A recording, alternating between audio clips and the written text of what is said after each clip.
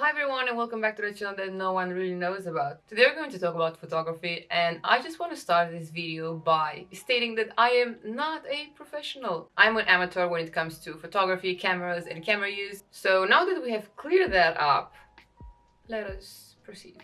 So as I said before, I want to talk to you guys about photography in this video.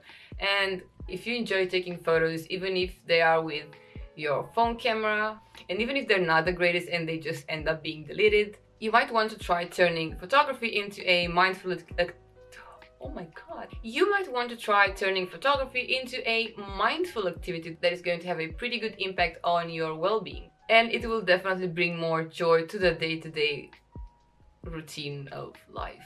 So photography is, as we all know, a form of art. And when it comes to mental health, I think we can all agree and we all know that art is actually a successful type of therapy because it allows us to explore our feelings and thoughts.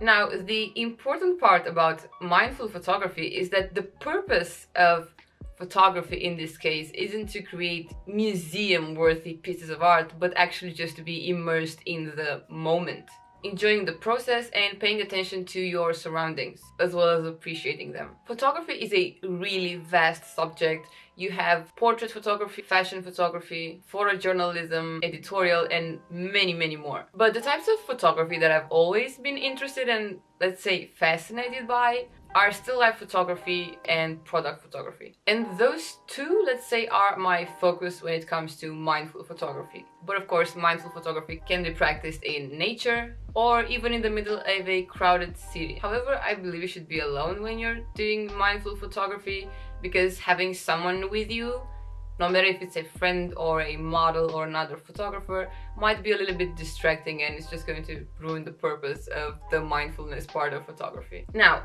I always wanted a camera, and I have never owned one until I decided to purchase this camera right here that I'm filming with, because last year I really wanted to upgrade my video quality on YouTube, so I decided to finally buy a camera. I wanted to deliver a better quality for YouTube, but at the same time I knew that if I buy this camera right here, I would start having fun and learn more about photography, because it's something that I kind of wanted to try for a very long time. I started with some really awkward selfie photo shoots, let's call them, also kind of cringe, and started understanding the basics of a DSLR compared to, I don't know, the usual phone that you're used to. And then I started experimenting with more concepts, lights, editing, and of course a lot of improvisation and DIYs, since I don't own any professional equipment and I don't really see the purpose of buying any soon. Last year in 2021 I decided to create an Unsplash account and start uploading photos. Now, the reason I chose Unsplash is because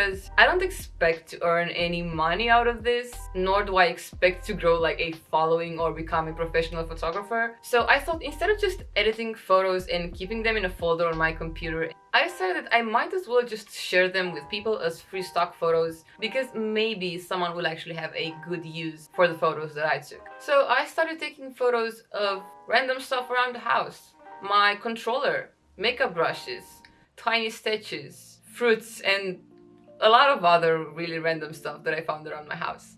I started improvising and trying to figure out how to work with what I have, such as applying tinfoil to the back of an old sketchbook of mine in order to have some kind of a DIY light reflector to cancel out the shadows on my subject, or of course adding more and more lights and shooting through the ring light as well. As I said before, it's not about creating masterpieces, it's about getting immersed into something, enjoying the process, and paying attention to the fine details of your subject, like the fine texture on my controller, the shine on an orange, or Odin's whiskers, let's say. Those tiny details might not seem like much, but when you end up taking for granted a lot of the objects that you have, or even people or pets that you have around you, you kind of end up forgetting about those details, or just not paying attention to them anymore. So I feel like this is a really nice exercise in stepping back, taking a moment, and learning again to appreciate what you have around you. So if you have a phone or even a camera, which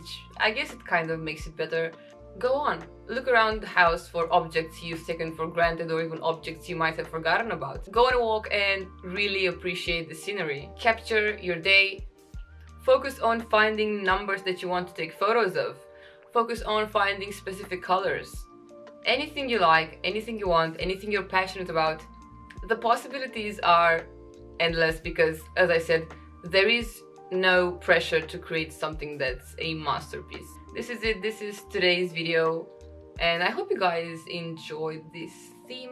If you liked it, make sure to give a thumbs up somewhere around here. So this is it. Thank you guys for being here. Thank you for watching, and I'll see you guys next time, whenever that may be, and whatever the next video might be about.